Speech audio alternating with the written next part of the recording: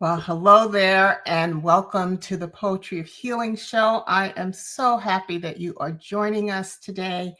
And as always, I have a very, very special topic today, very important topic about how to recover from losing a spouse. And so a few weeks ago, I had a guest, Walter, and he shared his experience of suddenly losing the light of his life. And we ended the show with a little teaser that he was going to come back and talk to us about how life is now.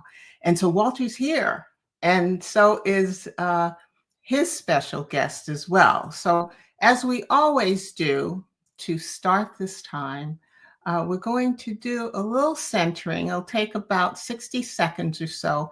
And it's really, during this month of love, it's really a time to prepare our hearts for this love story. So I invite you, those of you who have been with me before, you're familiar with heart math. If you're just tuning in for the first time, it's very easy. I'll guide you through it.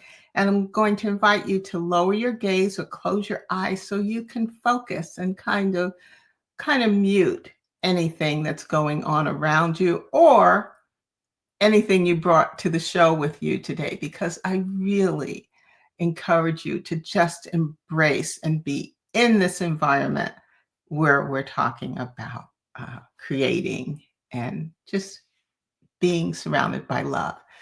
So it's called heart math, heart focused breathing. And we use our breath. I'll show you how to breathe.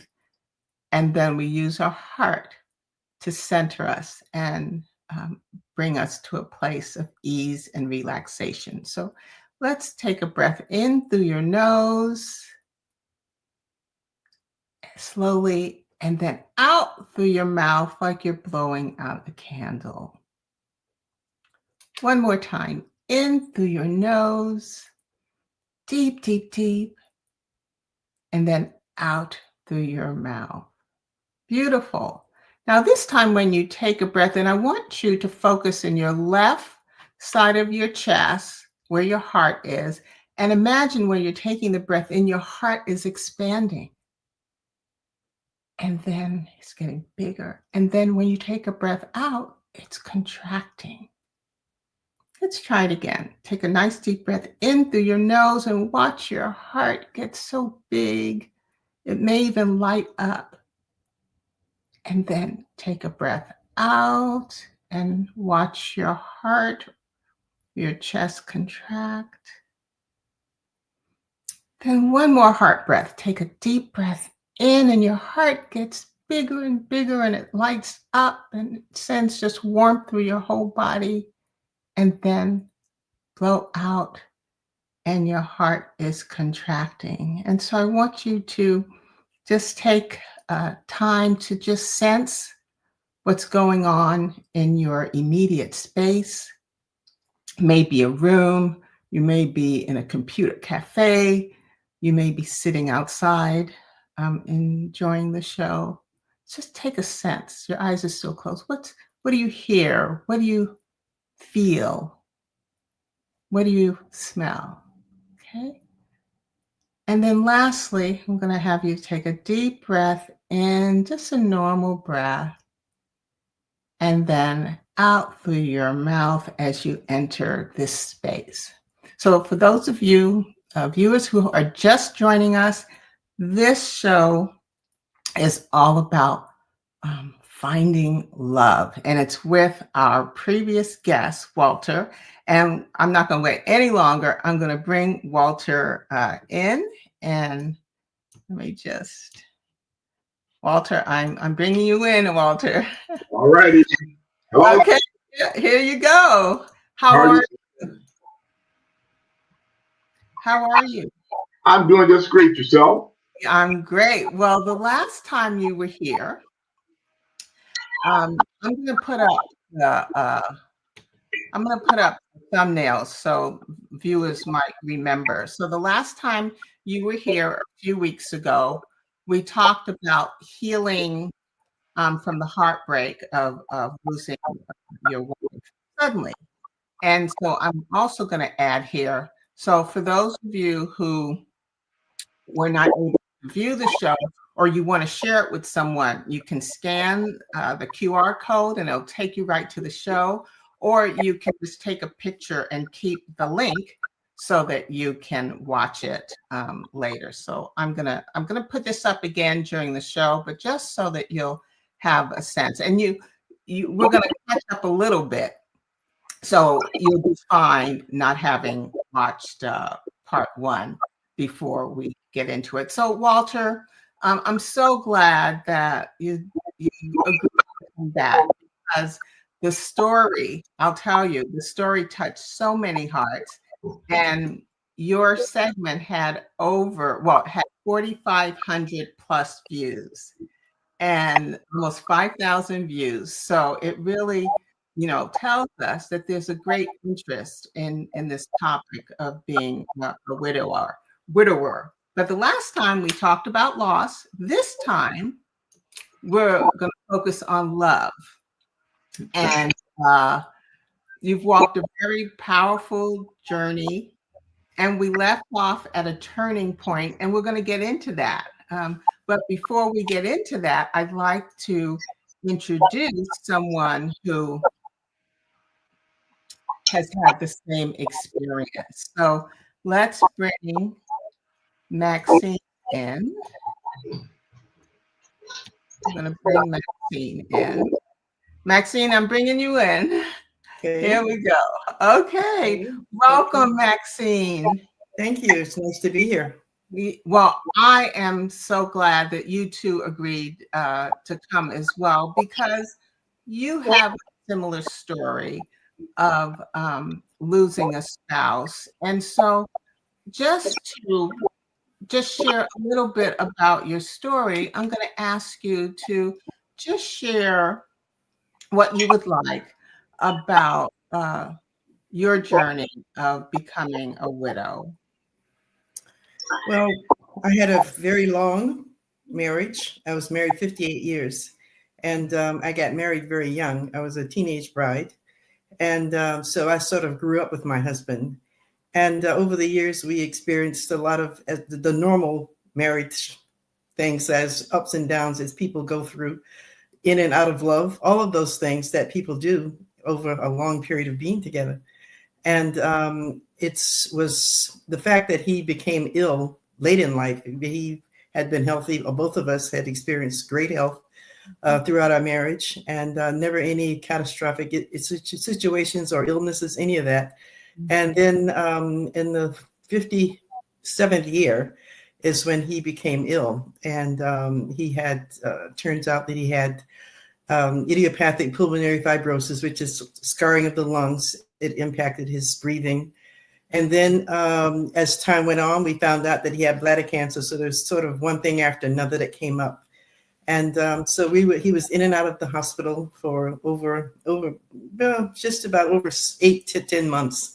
Mm-hmm. And so obviously I had a period of grieving prior to his loss, because I had the loss of intimacy, the loss of his vitality, all of that. I'm watching him sort of deteriorate right before my eyes. He was a big man. He was 220 pounds, 6'3" guy. So he was big. And he went down from 220 pounds down to 100 and something. So that just gives you an idea of how much weight he lost, how his health deteriorated over time. And having to witness that after having been with someone who's so vital, so, he was so robust, and just really into life, interested in everything, always wanted to be on the leading edge of technology. Any new thing came out, he wanted to be a part of it. So it was difficult for me to see him lose that interest in living and to lose that vitality that he experienced for so many years. So I had my situation is different from Walter's in that, for him, it was a sudden loss.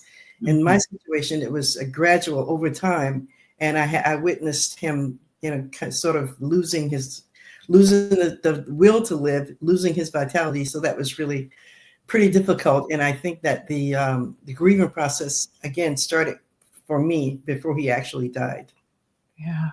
Well, Maxine, thank you so much for sharing your journey. And I can assure you that there are many viewers that are listening to your story, and it's their story as well. And I just encourage you viewers, if this is your story or you know someone whose story is like that, as Maxine explained, that you stay and you listen to their journey, because it does evolve to something very, very beautiful. But again, thank you, Maxine, for sharing that. And the other thing I didn't say, I usually have our guests introduce themselves, but we're just so familiar. We're here having a conversation, but I have known Walter and Maxine, Walter longer, but Maxine for a few years now, and I knew both of their spouses.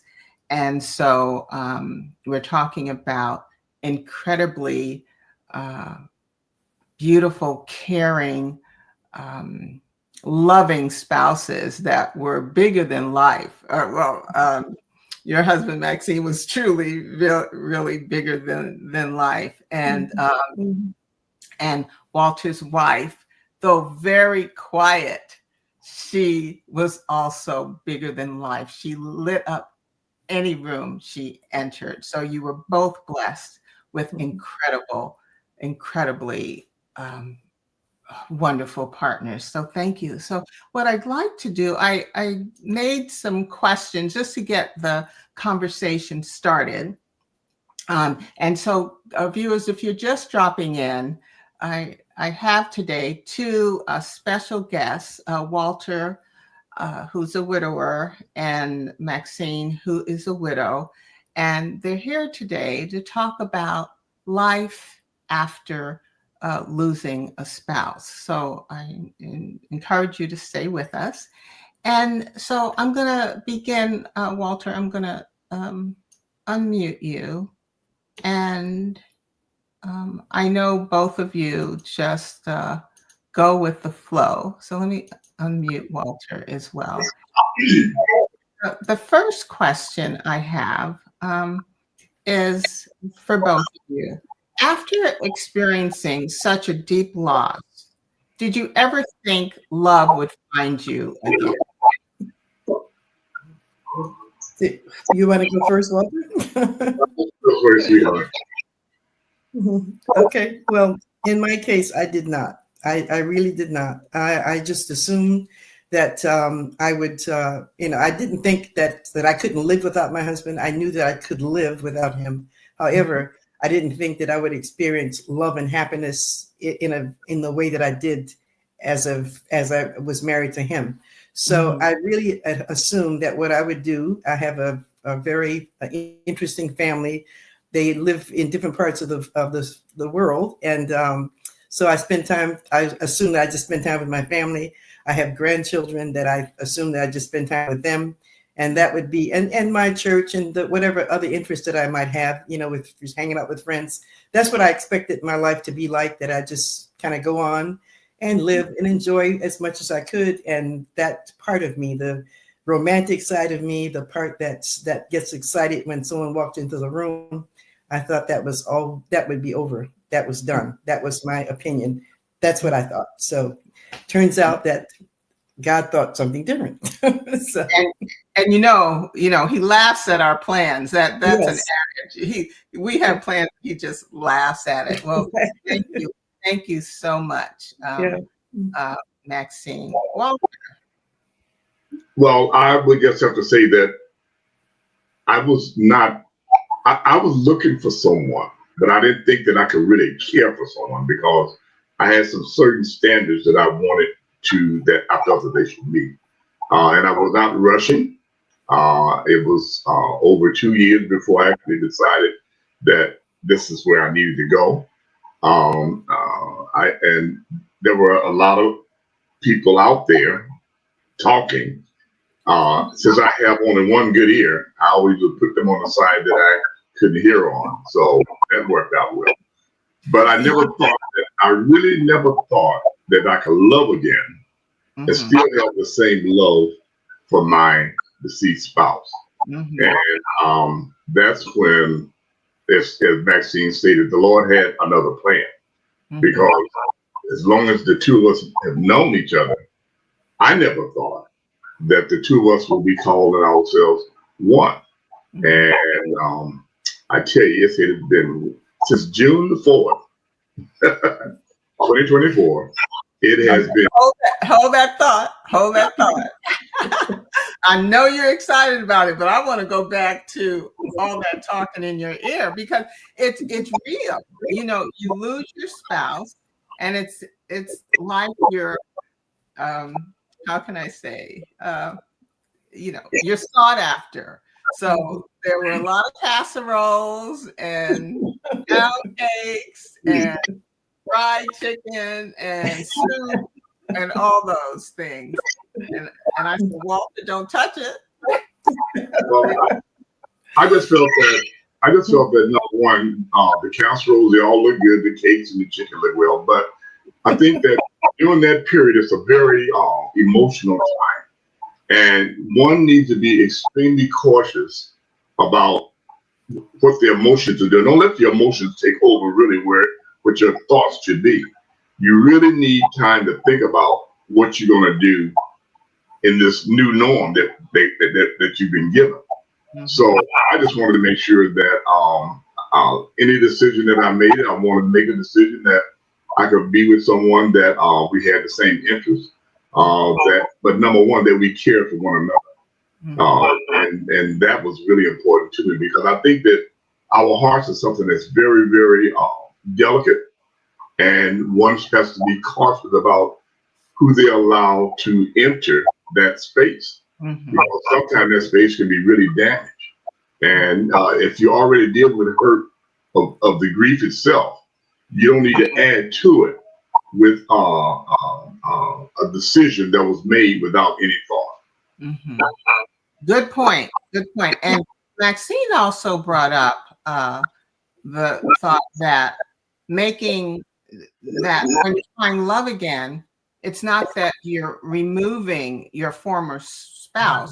You're just making room in your heart for the new love. And so my question to you is, what helped you to begin to open your heart to the possibility of love again? In my case, I think that, you know, because Walter is someone that I've known for a long time.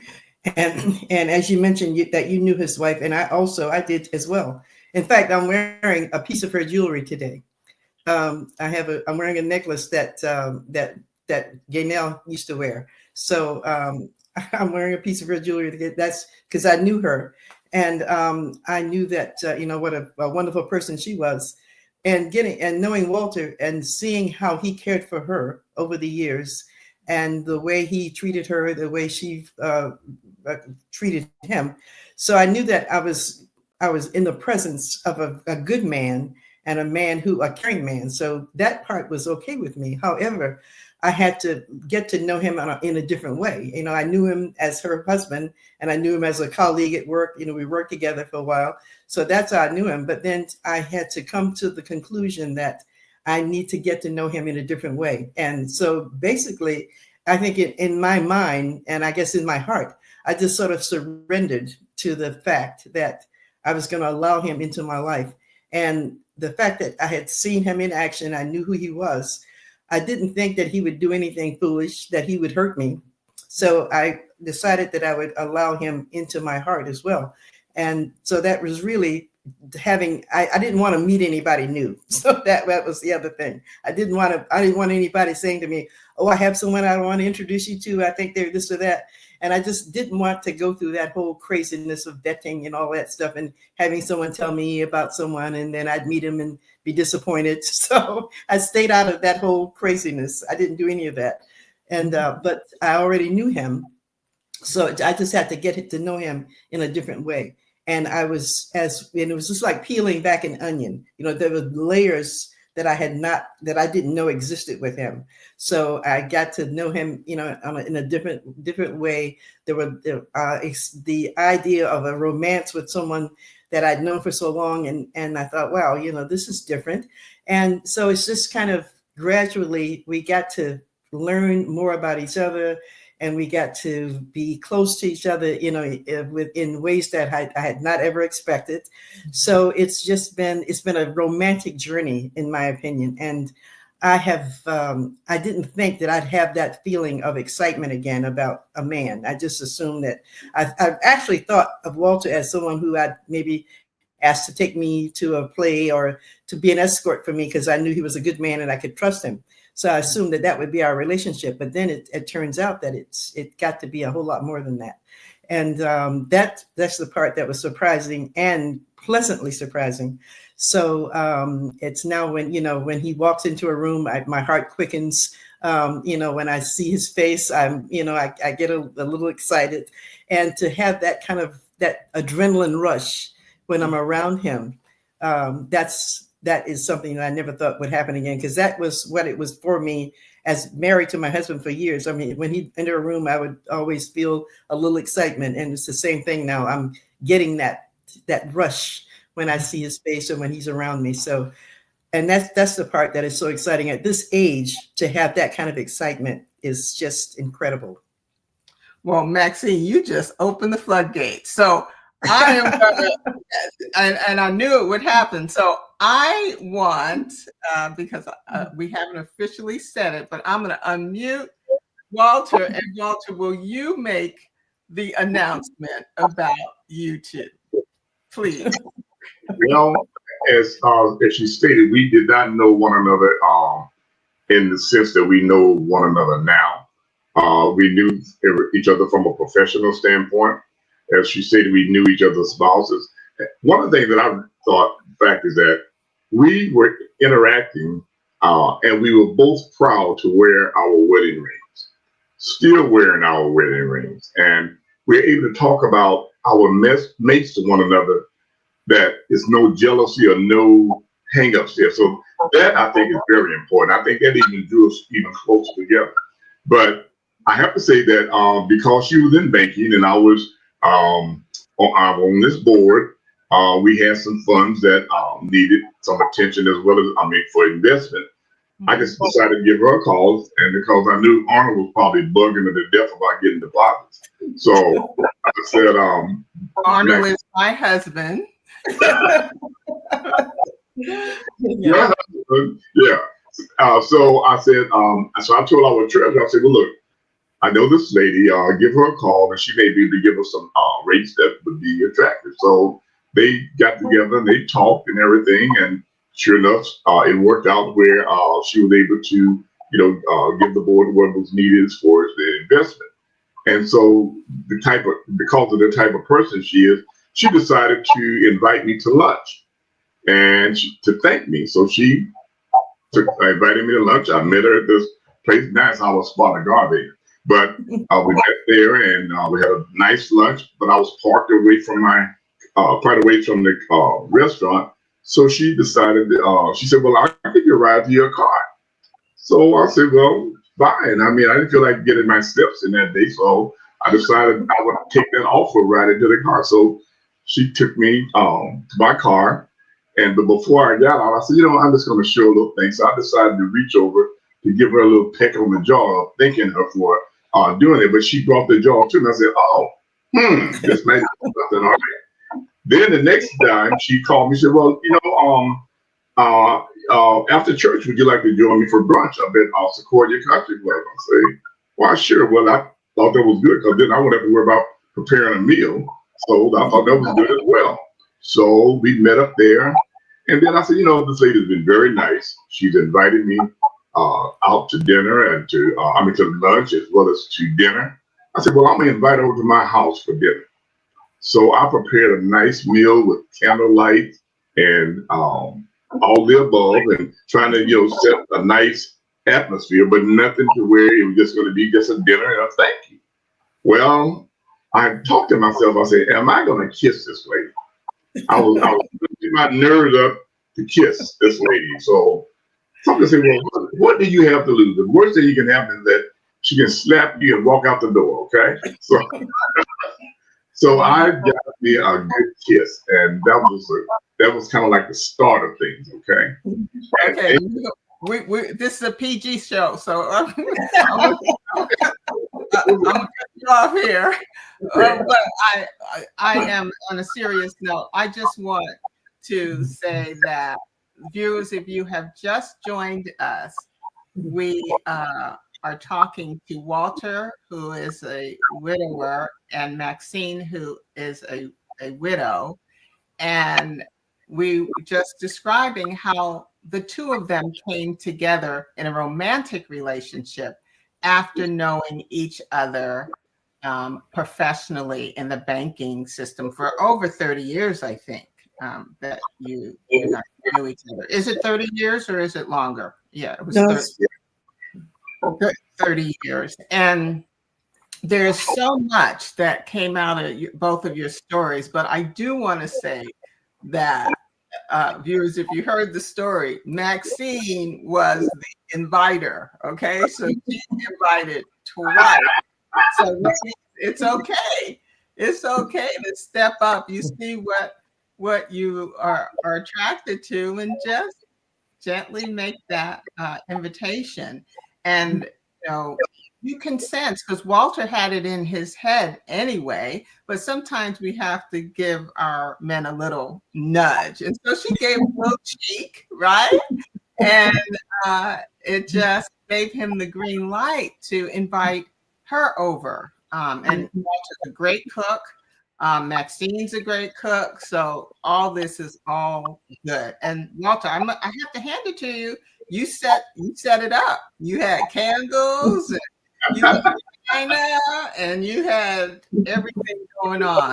So what I do want to do, because I'm going to make a little switch here, but Walter Maxine has shared what drew her to you. So I'm going to ask you, what was it about Maxine that made you stop and take notice and pursue? well, I always look for the you have the woman, the girl, the female, but I always look for the lady in a lady. And what I really like the fact is that she always conducted herself in a very, she was always professional. But I'm coming from a lady, like, I mean, I love the way she dressed, I love the way she looked, I loved her heart. I would hear her talk about her family. I would hear her talk about things that she was involved with, and she was doing all that from the heart.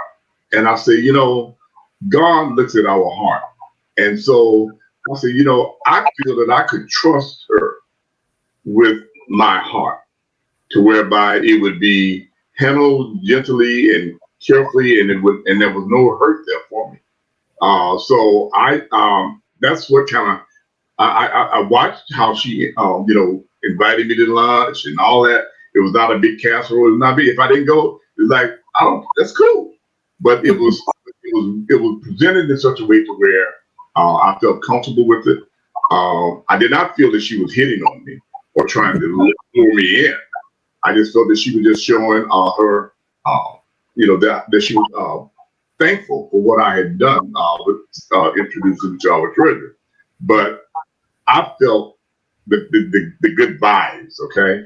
And so, like I say, we just kind of like looked at each other and eyes, so now we both excite each other. Well, and Walter, you bring up some really critical points here, and that is she didn't push. She didn't, she wasn't too much. She wasn't overbearing. She came from a place of being authentic. And but I did say when you two told me the story, I said, Maxine, okay, you invited him out for lunch twice or out for a meal twice. Couldn't you just have picked up the phone and thanked him? But she had another plan. But what I want to do, because you've said so much, I want to share. Let's see if I can do this. So again, Walter's full story, you can see it here. Either scan the QR code or take a picture and go to that site, and you can see his full story in part one. So what I want to do, let me see if I can do this. Okay, so separately, you two had a beautiful life. So I'm going to show you some pictures, and if you can just give us a footnote of what, where, and what time this was for you. So Walter? I think this was a time when I was getting dressed, and I don't know who took that picture. But anyway, I was headed out, and Maxine and I was going out that night, but that was before I left home. And someone said, "Well, let's take your picture." Maybe my son or somebody. But that was one of the times we were going out. Okay. And but now that was I was up in Eugene, Oregon with my daughter. She was actually my stepdaughter, but I don't like the word step, but she's my daughter. So we were really at her dad's birthday party. But that was the beginning. But Maxine and I, we were talking in together then. But there again, that was just a time that I was out doing up in Eugene, Oregon. So I'm just building the story of you had separate lives before you came together, and I'm just showing. So Maxine. Okay, that picture of me, I was in South Carolina at a reunion, a high school reunion, and guess that was it was in May of last year, and no, it wasn't May, it was July. I'm sorry, July of last year. And Walter and I had started talking to each other and showing interest, and that was and that was a picture that I sent to him. Okay, so Maxine, before I show the next picture, will you tell our viewers how old you are? You said you were okay with that. Yeah, I am. Currently, I'm 79 years old. Okay, so look at this. Yeah, that was a picture from at my 50th anniversary with my husband. That was taken in 2014. I was probably 70 years old at that time. But Maxine, I think you have frozen in time. You're ageless because you still look like this. You are just absolutely gorgeous. So thank you. You're welcome. So I'm going to go into some pictures of the both of you, and either one of you can share. Okay. That was our first date. Yeah. That was over at States. Okay. Yes, States. Okay. So, Walter, I'm going to ask Maxine to take over the narration because of the sound. Okay. All right. Okay. And when you want to pipe in, just raise your hand and give me the signal. Okay. All right. Okay. Well, okay. We were invited to a birthday party. This was probably the first time that we actually went out together. We went to a birthday celebration for a young lady, and as you can see the background, it was near the water. It was in Alameda, right there on the water, and that was actually the first time that we had gone out together, so that people knew that we were seeing each other. That was kind of like our debut to the public. Well, since you're bringing that up, I'm going to bring Walter back because I have a question. And how did your family and friends respond to this union? So I'm going to go first because Maxine had been telling my husband and I, and my husband has known Walter since their kids were in elementary school, and now they're children in their 40s and 50s. So they've known each other a long time, and he's known Maxine for quite a long time. Anyway, they invited us to dinner. Maxine did, to meet her new friend, but she didn't tell us who her new friend is. And they came separately to where we were having dinner. And so Maxine was there and we were chatting. I said, Maxine, where's your friend? What's happening? And then her friend came in and I almost stopped breathing. You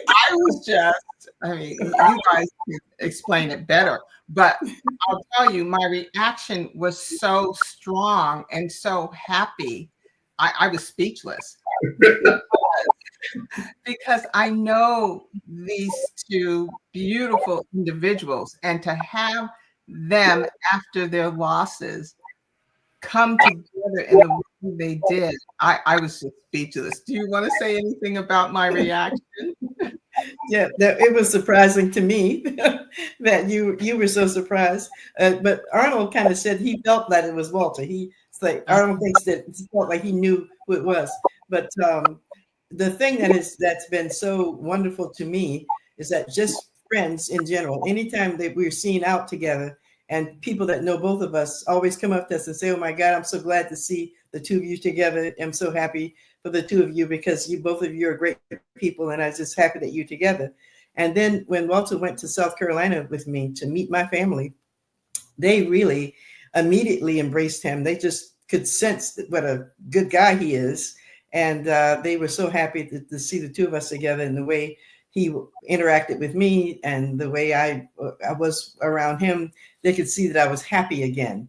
And they were just so pleased. And now it's like, Walter's as a part of the family. So it's just been an amazing, amazing reception on both sides, actually, because his daughter, who is really his late wife's daughter, she came to visit us in South Carolina, and we stayed at my house. And so now, she has embraced our relationship as well. So it just means so much to me that so many people are happy that we are together and that we are enhancing each other's lives. Let me get ready. Go ahead, Walter. Mm-hmm. I have to say too that on my family, we had a dinner here, and my nieces started calling Maxine Aunt Maxine. So it's all bonded very well, on both sides. It's just beautiful, beautiful. Yes, and I think the groundswell, at least for me, the groundswell of emotion was that the both of you are such great people, and to have you find each other was just overwhelmed. I was just overwhelmed with joy. So let's just go through some of you together. Yeah. Okay, that was at Sequoia Country Club. I think that photo might have been taken by you, Paulina. Oh, okay. All right. See, I can't keep up. You guys are world travelers. I just can't. I did take that picture. Yeah. That was the night of the dinner. Right. That's when I revealed to you who my new love was. Yes, yes. And what about this? This is at my niece's wedding in South Carolina. We were at a beautiful venue near Greenville, South Carolina. It's a boutique hotel that kind of sits in the woods, and it's just absolutely gorgeous. And Walter and I were there for the wedding. Was that the first time he met your family? No, that was the second time that we were together as a family. Mm-hmm. That one is when we were at a 4th of July celebration at Sequoia Country Club. We were sitting outside, and I think that one of my friends, or one of my friends, took the photo of us together, sitting outside in the sun at Sequoia for the 4th of July. Mm-hmm. And the next picture is my favorite all-time picture of the both of you. That was at Christmas time. Actually, it was New Year's Eve that we took that picture. Uh-huh. Yeah, okay. Yeah, that's our New Year's Eve picture. What a way to start! What a way to start the new year. Yeah, yeah. So let me just see. Another question I have for you is, how do you honor your late spouses while embracing your new love?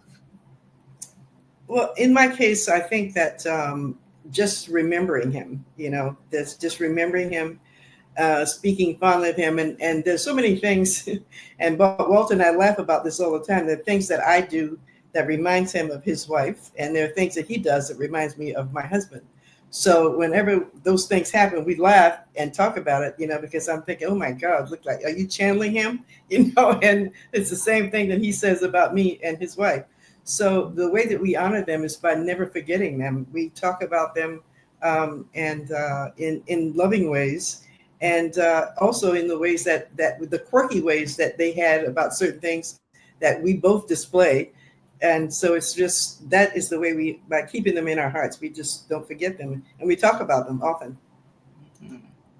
And Maxine, I'm glad you're sharing that, because there may be someone listening that feels, if I fall in love again, then I have put away the pictures and never mention my spouse's name again. And you're showing us that it is part of the new relationship. Yes, So it is. Yeah, Walter? you can't. Oh, I'm sorry. Go ahead. Oh, no, go ahead. Go ahead, Maxine. No, I was just going to say that you can't really. I mean, I can't erase 58 years of my life. Walter can't erase the years that he and his wife were together, and we still have pictures of each other. I have lots of photos of my husband and me together. He has the same thing with his wife, and then we have photos of ourselves, the two of us together. So it's like we're really just kind of continuing the history, and I think that people who truly do love and really are love. I love the romance that we have, and I like the romance that I have with my husband. So people who truly do enjoy romance and love, you don't ever want to erase any part of that, because there's nothing bad about any of it. And to bring it into this relationship, it just, to me, it enhances what we already feel. We've got the heart to love and the heart to want to share and to be together. And it has just transferred into this relationship between the two of us. We just sort of brought all that in with us. And I know that my husband would want me to be happy. And I think that Walter's wife would want him to be happy. And I think that the fact that we are showing each other the caring that we show, and just even the romance of it, I believe that they're somewhere smiling and saying, okay, go for it, you guys. I guess that's sort of wishful thinking, but it is, I believe that, just because based on the fact that the two of them, knowing each of them the way I did, they were about people loving and being happy. So I think that that's how they'd see it. Well, Maxine, and I just am so thrilled and overjoyed that you're being so transparent. And you're saying that people in their 70s, and you're almost 80, have an 80th birthday this year. This year. Even though you found the fountain of youth. So let's just be clear about that. That you can have a rich, loving, romantic relationship, even at this golden stage in life. Yeah. So, Walter, what would you like to I would just like to add that from a spiritual perspective, when we say, I felt that I just say, well, look, I can't have anybody else. I can love no one else. Danielle was all I had. But at that point, I had put her above my God. I can't do that. We should never do that, I don't think. I think that because God said he's jealous. And so there should be no other person of God before him. So with that being said, I think what Maxine and I have done, we have recognized the fact that we both still love our mates. But God has given us a continuous life. And the way that we deal with that, our continuous life, we can still show there's still love within us that can still be shared. And we have not forgotten our mates. So, we still, one can do that, but you got to put yourself in the frame of mind for it. You can sit and have a pity party, I think. and say, I just can't move forward, I can't live forward, da. Well, all that, Maxine and I both had that. But we also had enough space in our minds for thinking about, yes, we can move forward in life because we're still here. And so by still being here, we should be happy. In these golden years, happiness is really important. And so the only way you're going to have that importance is that, first of all, you be thankful for God to give you the breath of life to see that day. And what we do with that day is really up to us. So we decided to use our day. Let me just can I share one other thing? Sure. You showed that picture of New Year's Eve. I have been telling Maxine, I said, babe, I say, I'm going to get an ear piercing. She said, no, you're not going to do that. You're not going to do that. Nope, not going to do that. So the next day, we celebrated my birthday, which was January 2nd. And she comes out of the room with this little package, little box, and I open it up and here 2 diamond-studded earrings. She said, I'm calling your bluff. So I said, okay, no problem. I say, tomorrow, you, Regina, and I will go and find an ear piercing place, whatever, and I'm going to get it done. I said, but there's a little caveat here. I said, I'm not going to wear 2 diamond earrings. I'm not going to do that. I said, but what I will do, I will get one and I will put it in my left ear. I said, so the extra one, you're going to have to put it in your left ear.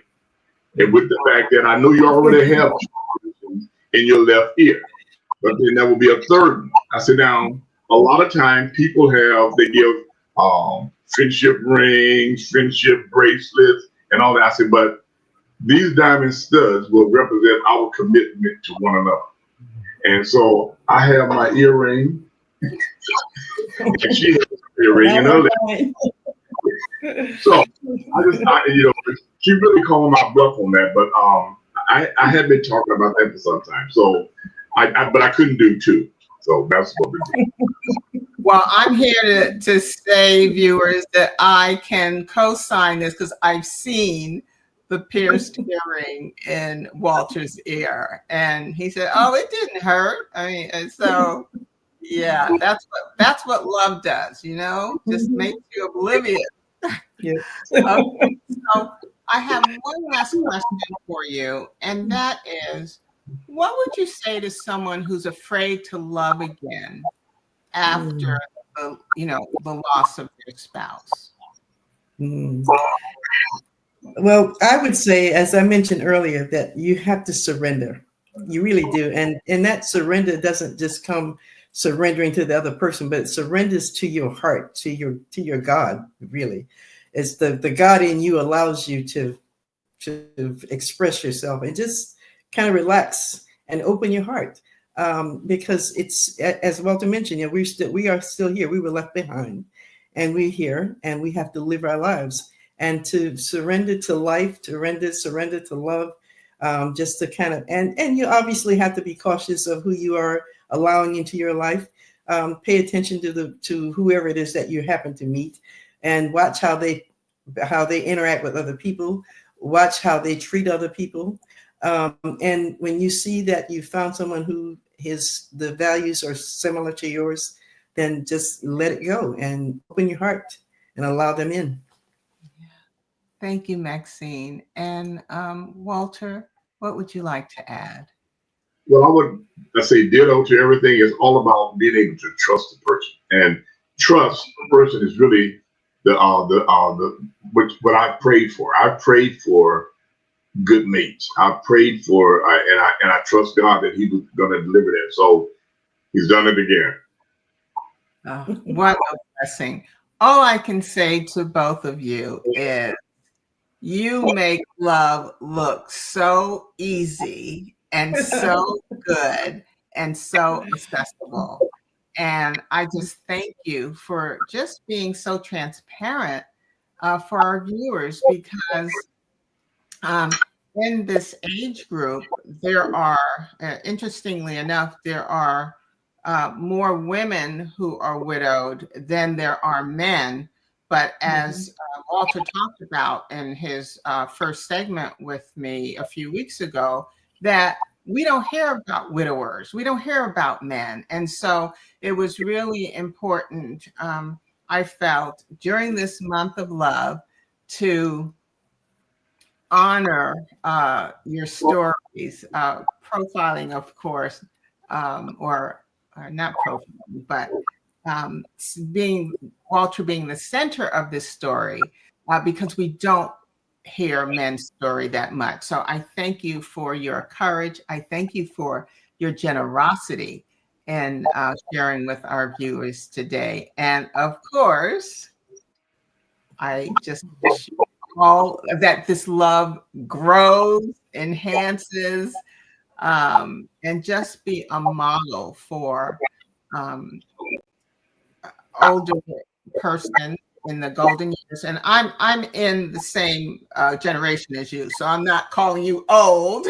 I'm just calling you golden. It's a blessing to get old. It truly is. And it was a joy to have you both. And I just thank you. So I'm going to say goodbye to you now and then close the show. But blessings to you. And I love you both. Thank you very much. Thank you. Uh-huh. Thank you. Okay, let me. Okay, so during this month of love, we have had this beautiful couple coming together unexpectedly after the loss of their spouses, and they're in their golden years. And if you missed this live run of the show, please review the recorded version of the show, which is available on the platform. And you know, Maxine and Walter's story reminds us that after loss comes love, or love can come, and that healing makes a way for new beginnings. And so the benefit of coming together and being connected in some way, especially after the loss of the spouse, is that, you know, being connected and feeling that you belong is a human need. And so, you know, research has shown, and you know, I love research, research has shown that having loving, caring relationships can combat loneliness that is most probable to happen after you lose a spouse. And it helps you to live longer, lowers your stress level, and can improve your mental health. So before we close, I want to share with you from my book, you know, Regala Healing, a poem. I had marked several, but after this discussion, one just stands out that should be read. And it's a short one. And if you have my book, it's on page 5. And it's titled The Heart Will. And this is the first healing poem that came to me as I too was going through my healing journey. And so it goes like this. The heart will, even if I won't. The heart will, even if I don't. The heart will, even if I can't. The heart will love, guide, nourish every time I need to flourish. So viewers, remember that the heart can be your navigator through life, through life's challenges, through life's ups as well. And so I ask you to rely on your heart. We did a heart exercise to open the show. Go back and look at it and it can help you to open that beautiful heart of yours. So I ask you, I'm here every first and third Sunday right here on blackdoctor.org. And until I see you again, I wish you love, light, and all that is wonderful in this world. And I'm going to show you a couple of resources how to get my book.